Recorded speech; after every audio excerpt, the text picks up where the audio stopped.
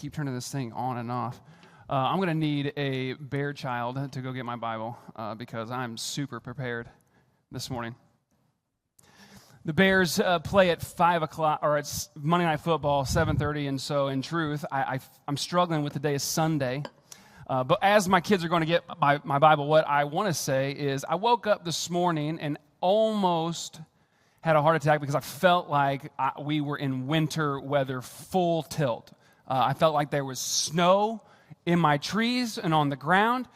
It was 5:15, and so I had a little bit of a heart attack. It was dark outside. Come to find out, we were TP'd last night in a well done fashion. I'm not unhappy about it because they did a pretty good job. I will say this though, we have a gigantic tree in our backyard that it is close to where we actually I think it's right nearby where we sleep. And so had they pulled off getting that tree, I would have given them a round of applause, but they didn't. But if you drive down 121 and you know where our house is at, you will see that you can't see the front of our house at all because of the toilet paper that's a wall. But so it was good. I say that just, Hebel, right? Hebel. Everything is Hebel. It's meaningless. It's not worth getting worked up about. It's toilet paper. I got 3 daughters. They'll clean it up, right? It's got to be their friends that did it. It is not mine. I don't have no friends. So anyway, I heard somebody in the peanut gallery say something, but we'll just keep that mouse quiet. What I would like to just make sure that we do today is, as we keep going through this book, we're going to go through this book, Ecclesiastes, and as you look at the graphic, as you look at your bulletin, you see this word Hebel written in the back. When we read, I think it's chapter 1, is it verse 2? Right, Bert? Throw that one up there for me. Vanities of vanities, says the preacher. Vanity of vanities, all is vanity. Meaningless, worthless. Hebel. The Hebrew word that we translate, that you see right here in the ESV, English Standard Version translation, you see vanities, but some of you will say meaningless. I forget what some of the others were. But this word that we see as vanities, that Hebrew word is Hebel, and it means vapor, smoke, mists. The word paints the picture of something that is temporary, fleeting. It paints a picture of something that is an enigma, a paradox. It looks like you can grab it. It seems tangible. I can obtain it. I can have it. But you can't. Because every time you grasp for it, grab for it, it's not there. And so what I want to make sure that we're always on the same page throughout this 8 weeks, this is the whole point of reading Ecclesiastes. For this purpose, I'm not saying this is the point of the whole letter for us as the church, but as God spoke to me and has laid this thing out, this is the point. Nothing matters but God. Period, the end. Nothing matters but God. I had a great conversation. I think it was a great conversation. I don't know if the student feels this way. Hopefully he does. But I had a conversation with a student this week inside of class about women in the church. I know, great conversation to have with a student in high school. But we had this conversation, and the reality was this. We disagreed for reasons. He's got proof. I got proof. He's got a reason. He's got a reason. Or I got a reason. Perspective. My perspective. The reality is we just need to disagree. To agree to disagree. Why? Because nothing else matters but God. Well, we got to have good doctrine, right? We got to have good theology. We got to have good truth. Yes. One way to get to heaven. That's it. One way to get to heaven. The blood of Jesus Christ.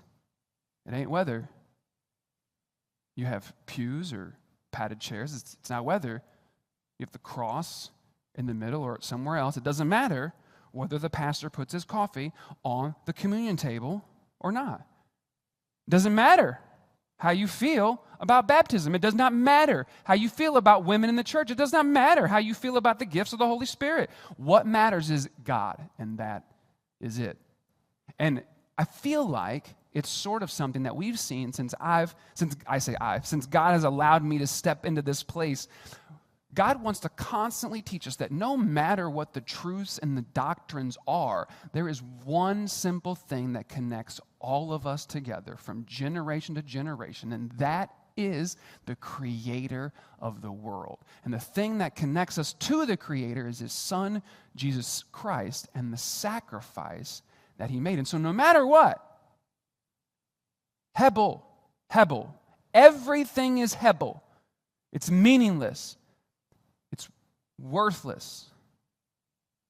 The Pedros came, Derek and Carrie and the kids, right? Derek texted me at the end of last Sunday. And he says in the text message, he goes, legit, we're eating supper tonight. And Brinley's looking at her food, grilled cheese and some other things. And she goes, this is perfect. And he said, without missing a beat, Hudson went, nuh-uh, everything is Hebel. And I was like, hey, boy, I like it. She said, that's right. She said, everything is perfect. And he looked at her and said, no, everything is Hebel. And so the idea, right, is everything is Hebel. It does not matter how you feel about anything. And this is the point that just really grates at the Christian skin inside of the broken flesh. You don't matter at all. I don't matter at all. What matters is Jesus Christ. You mean the red letters? I hate the red letter Bible. Read it all, not just the red letters.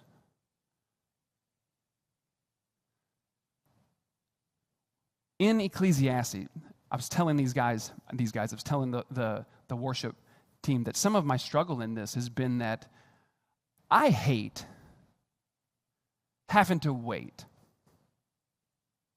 Some would call me impatient. Anybody in the room potentially impatient?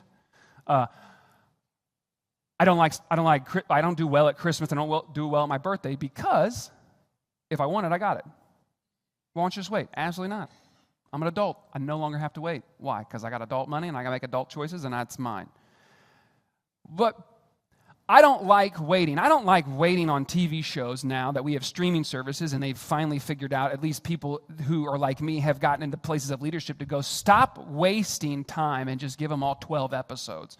That way they can waste a day and a half of their life and get it over with, right? Instead of new episodes every Thursday. I hate that. This book, I had a hard time prepping for this. I'm having a hard time prepping through this because I'm going to tell you the truth.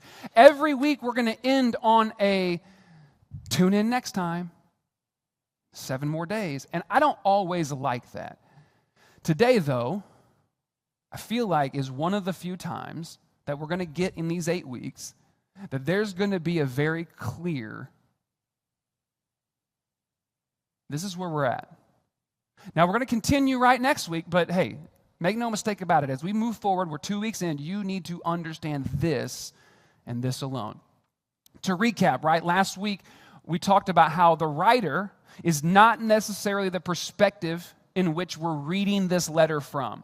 The writer is actually writing from the perspective of a teacher who we think might be King Solomon, but we don't know for sure. And so, again, everything is Hebel. You don't need to argue about these things. This is just random details for you to potentially know and to trust the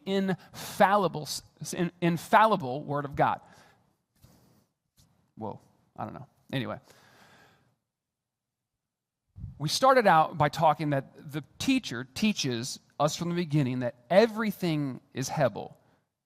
Generations come and go, but the earth still circles and still moves. Everything that we've experienced is something that has been experienced before. Nothing new is under the sun. And he says, in all of my wisdom, I sought to find out what was worth living, and I have searched far and wide, near, there, everywhere, and I see that Hebel, everything is Hebel.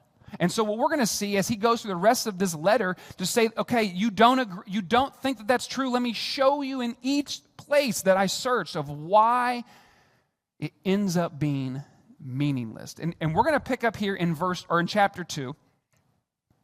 And he says this in verse 1. I said in my heart, this is the teacher, right? I said in my heart, come now, I will test with pleasures. I will test you with pleasures. Enjoy yourself, right? I go but behold, this is also vanity. He says, I go and I'm going to self-indulge. He says, but when I self-indulge, when I just test everything with the pleasure of myself, behold, it is also vanity. It's also meaningless. Verse 2, I said to laughter, it is mad. And I said of pleasure, what use of it? Verse 3 says, I searched with my heart how to cheer my body with wine, my heart still guiding me with wisdom, how to lay hold on folly till I might see what was good for the children of man to do to do under heaven during the few days of their life. There's a few things I want to point out real quick, right? This very last phrase is that what I'm doing, right? I'm doing all till I might see what is good for the children of man to do under heaven during the few days of their life. Again, this idea of Hebel. Everything is Hebel. You and I are Hebel. We are a vapor. We are a mist. We are a smoke. We only are here and gone. And in truth, at a certain point in time, you no longer, remember the generations before you. And a very few of us actually care to do the research to find that stuff out.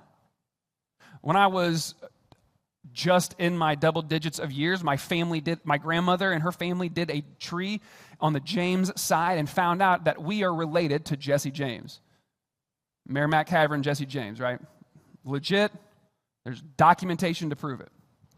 I'm not saying this to pick a fight, but my wife's name is Hickox with an X. She is convinced that her family line, that they had Wild Bill Hickok. But because they were running from the law, they had to change it. I don't have any documentation to disprove that, but it sounds a little fishy to me. Though, whether I feel it's fishy or not, the truth is this: we don't really even know. We forget. We have no clue. There's a cemetery where a church used to be in this area that someone had to probe the ground to find out where the tombstones were because they had been grown over. You think that they were remembered? Hebel. Everything is Hebel. I love how the writer again points out, well, listen, we got few days. And the whole purpose of this book is to find out what's good for us to do, right? Because as we talked about at the very beginning, the very first chapter, it's an unhappy work that the Lord has given us to be busy with because everything is meaningless to do. Let's keep going. Well, hold on.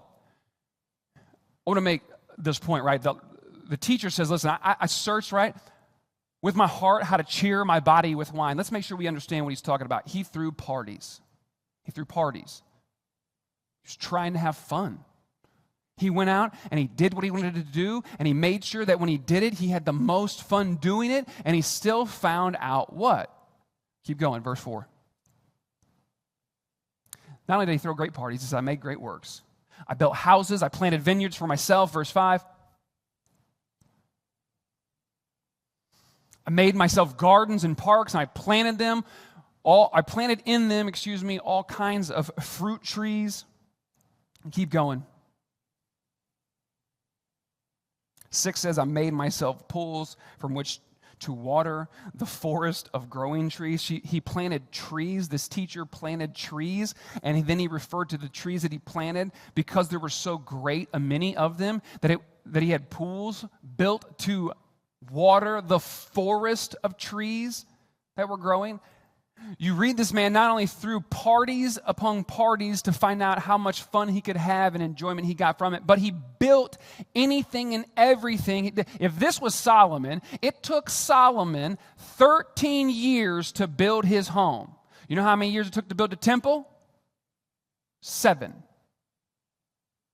You could go to, I forget, but you could go across the big, gigantic ocean on a plane ride if you so dare, and you can go to the place where you can see the pools of Solomon to this day.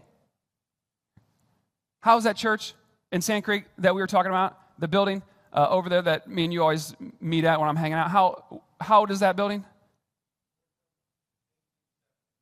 So 1874, right? And we're talking about how the reality of it is, and it's starting to get to the point to where if it starts to go, it starts to go, right? But it's only been around for so long, and it's falling apart. The pools that Solomon built are still there. The greatness in which this man, if this is who this is, right? The greatness in which this man conducted his life and built his house up and his wealth up. You go on, let's keep going. It says in verse 7 that he bought male and female slaves and had slaves who were born in the house, right? People who had worked for him ended up having families while working for him that grew up, and their children, those children worked for him.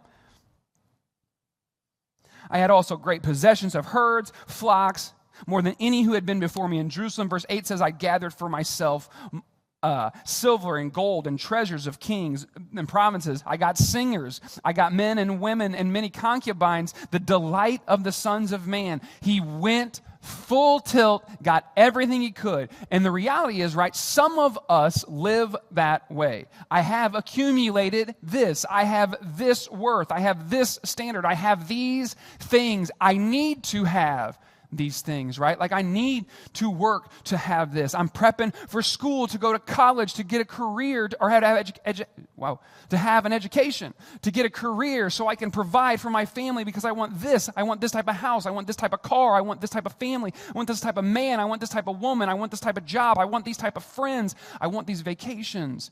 I want this. I want that. And the reality is this, right? If you work hard enough, you can have it. Maybe. Verse 9 says, I became so great and surpassed all who were before me in Jerusalem. Also my knowledge remained with me. Verse 10 says, and whenever my eyes desired, I did not keep from them. Kept my heart from no pleasure, for my heart found pleasure in all my toil. And this was my reward for my toil. He says, I worked and I worked and I worked and I worked and I did this. This is what I get from my work. Like this. It's my reward for my toil. I'm not saying don't have fun. I'm not saying don't enjoy what you work for. Some of you work way harder than I ever want to work in my entire life. Yes, I think you should be able to have fun. But the point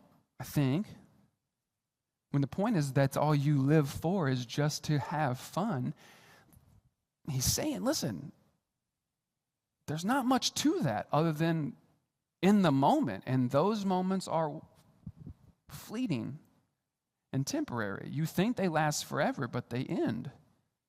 And you want them to happen again, and just like a high, you chase it, and you can't get it because you never get the original high that you once had.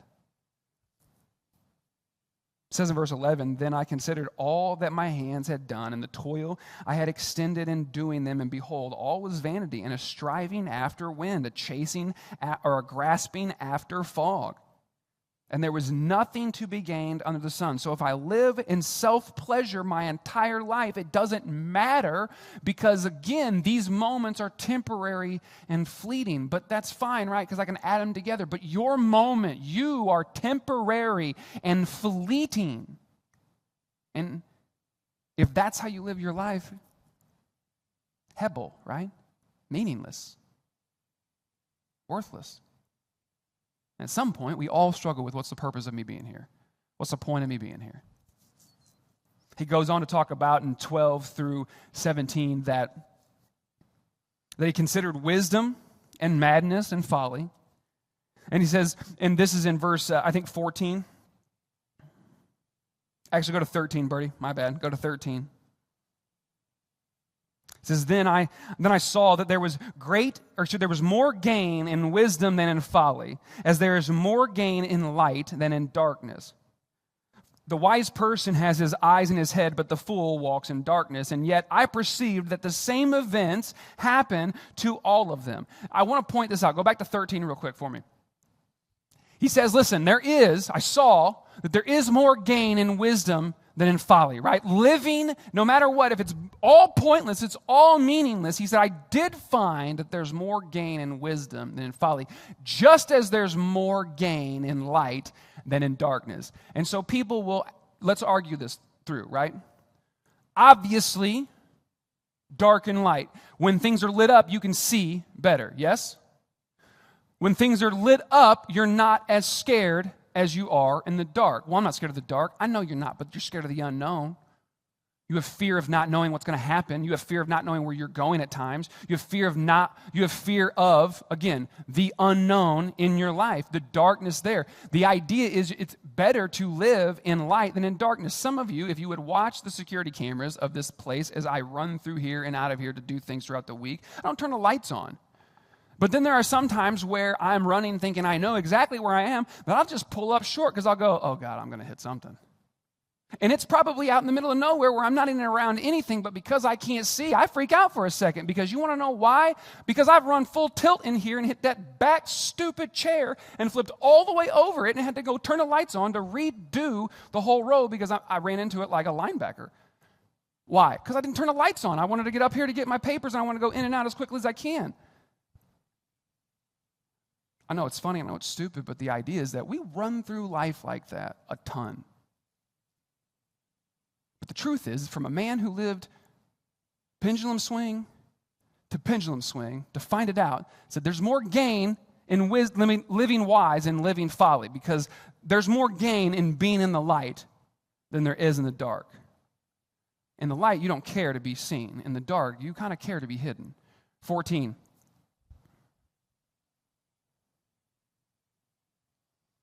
Yet, no matter if you live in wisdom or folly, the same thing happens regardless.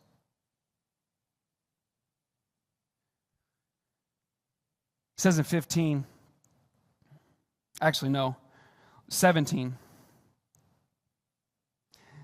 This is the teacher, right? The writer's writing through the perspective of the teacher. The teacher says, so I hated life because what is done under the sun was grievous to me, for all is vanity and a grasping after fog, a striving after wind. So after a man with wisdom looks through the life of self-pleasure, looks through the life of self-indulgence and only selfish indulgence, looks through the life of being wise, looks through the life of folly, of madness, and says, while this is probably the best way to do it, they all lead to the same space. And he says, I hate life because it's grievous to me, because no matter what, it's meaningless. He continues to talk about, and start in verse 18, about working in toil. And so I want to read 18 and 19. He says in verse 18, I hated all my toil in which I toil under the sun, seeing that I must leave it to a man who will come after me. 19 says, and who knows whether he will be wise or a fool? Yet he will be master of all for which I toiled and used my wisdom under the sun. This is also vanity. He goes on to finish this idea, and this thought is the idea that if you do go, well, I know that you say that there's better to be wise, but I'm going to choose this path of self-indulgence and work. The reality is this: at some point you are going to work for all of these things and you can self-indulge and have them for you, but at some point you leave what's left to the person who is behind you, and they didn't work anything for what you had. And some of us work so hard to create such vast lives. And I say vast life because there's so much into it to balance this bill here and this checkbook here and this thing here and that over here and this toy over here and the house and the car and the friends and the job and the family, all of this, right? And you don't know how to do. There's so many things that we put inside of our life that we work and we work and we work and we work and we work for. Do not hear me advocate for laziness. That is not what I'm advocating for. I'm advocating for smarter, not harder. Because all of this work that we do sometimes gets left to someone who it might not be worthy of it. And so you work this hard for something that's going to be torn down like that. Why? Because it's momentary, it's temporary, it's fleeting. It's an enigma, it's a paradox. It's something that you feel like you can grasp, even in the legacy of leaving generational wealth. I don't know if you follow anything with cryptocurrency, but the crypto world took the biggest drop and loss that it's had. They are referring to it as a crash. People lost millions. Don't hear me say millions and think single digits. 50, 70, 80, 190 million dollars. Over the end of the week, 15 cryptocurrency billionaires committed suicide because they lost everything that day. Everything. Well, shouldn't put your money in trust and all these things, but we do it for everything.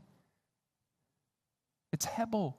If you put your trust and if you put all your eggs in any basket that isn't God, it's all meaningless. That is what this entire book is about.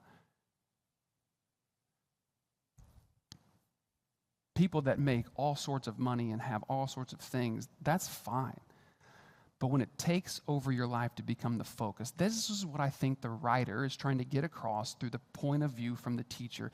Don't lose focus, because as we read through the end of this, and we're going to pick up in verse 24. As you read through the end of this is what he says towards the end of this chapter. He says, "There is nothing better for a person than that he should eat and drink and find enjoyment in his toil. This also I saw is from the hand of God." Verse 25 says, "For apart from him, who can eat and who can have enjoyment?" For apart from him, who can eat? Go back. 25, yep. For apart from him, who can eat and who can have enjoyment? I found, he said, that eating and drinking, even that came from the hand of God. Who can even eat and drink without him? Everything we have comes from him. It says in verse 26, "For to the one who pleases him, God has given wisdom and knowledge and joy, but to the sinner he has given the business of gathering and collecting, only to give to one who pleases God. This also is vanity and a striving after the wind." He says, and I know that sounds really kind of counterintuitive, and I know it sounds a little almost heretical, but he says that even in all of this hard work as the Christian, if you're good or you're bad, at some point in time, God takes what you have and gives it to somebody else. And so even in all that work, it's a striving after the wind. It's Hebel. So what's the focus on? Go back to 24. "There's nothing better for a person than that he should eat and drink and find enjoyment in his toil. This also I saw is from the hand of God." Verse 25. "For apart from him, who can eat and who can have enjoyment?" I think as we start this conversation, as we start to jump into this conversation and have this conversation about everything being Hebel, I'm going to have the worship team go ahead and come up, because we're going to end here. Because how we're going to end is we're going to end with this song. And the song that we're going to end with is a song that I believe echoes what the writer wants to get across, at least in this moment.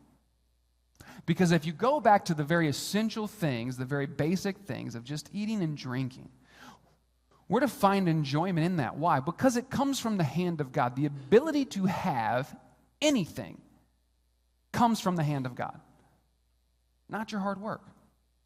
The ability to have anything, the ability to be able to eat and drink, comes from the hand of God.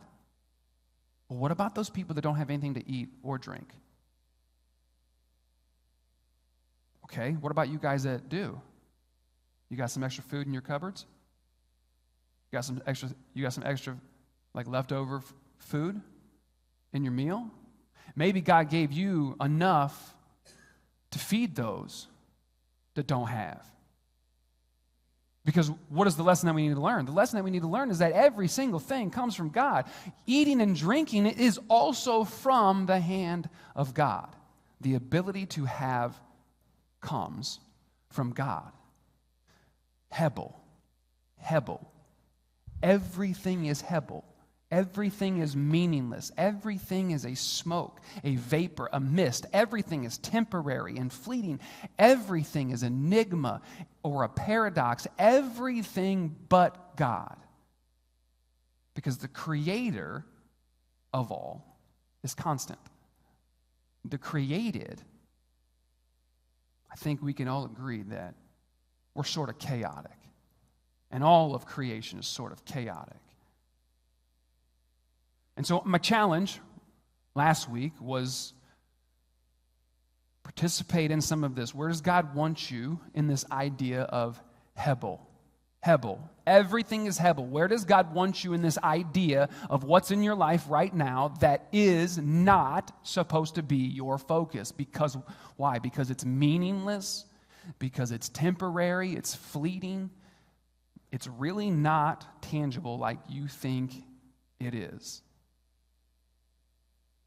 My challenge today, my addition to that is as you wrestle through that, I want you to understand this, that the truth through it all is that what you have is a gift from God. It comes from the hand of God himself.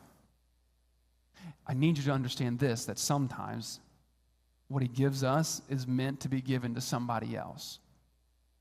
And so while I don't want you just to wrestle, here's what I know about wrestling. If you choose to wrestle with God at some point in time, he's going to touch your hip. It's part of it. He's going to touch your hip. So you're like, what does that mean? Come find me and we'll dig into the Bible a little bit. But you're going to wrestle with God and he's going to touch your hip. And here's what I want to know about it. You're going to lose in that moment. But here's what's so awesome about that moment. God is so close to you in that moment that he physically touched your hip, which means he's right there with you. So I don't know where God's going to move you through this, but understand this. Everything's a gift from God. What you have comes from the hand of God. Why? Because he wants to always be with you. And as you wrestle, and as you exert your energy, and as you are met with opposition, understand this. If God actually has to touch your hip in the wrestling, know that he is so close, that he is right there with you, and that when you fall, he will pick you back up. We're going to sing a song. It's a song that a lot of us know. It's a song that really emphasizes, at least in my mind and in my heart, what I wanted to emphasize in you about how great our God actually is because of the opportunities that we have to eat and drink. And if you're convicted that someone don't have that opportunity, I need you to pray through yourself to see if maybe God didn't give you what you have so they could have an opportunity.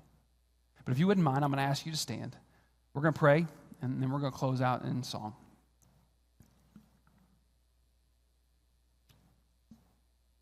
Father, thank you. Thank you for you. Thank you for your son. Thank you for this.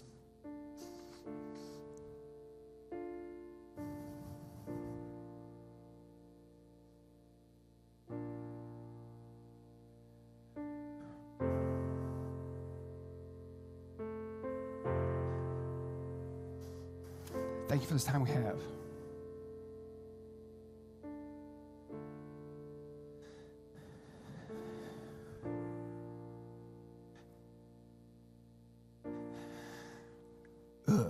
We don't all get time, Father, and I know that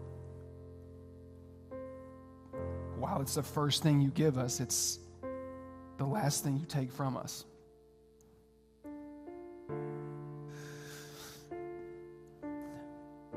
I pray that while we have time, God, that you will speak to our hearts. I pray that you show us your son. I pray that as we struggle through this idea that everything is meaningless outside of you, you touch our hip. And I pray in that moment that we remember you're right there with us. I pray in that moment that we remember you're going to pick us right back up. I pray in that moment that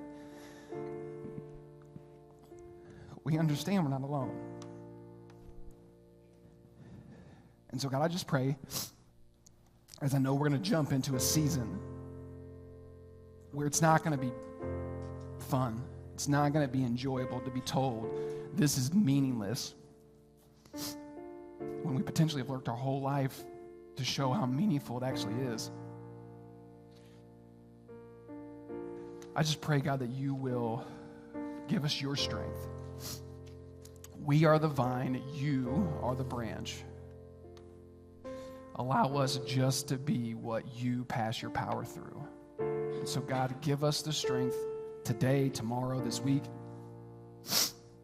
And give us the focus to be your hands and feet, to be the body as it was meant to be. And so, God, I love you. We love you. And all God's people said, amen. Amen.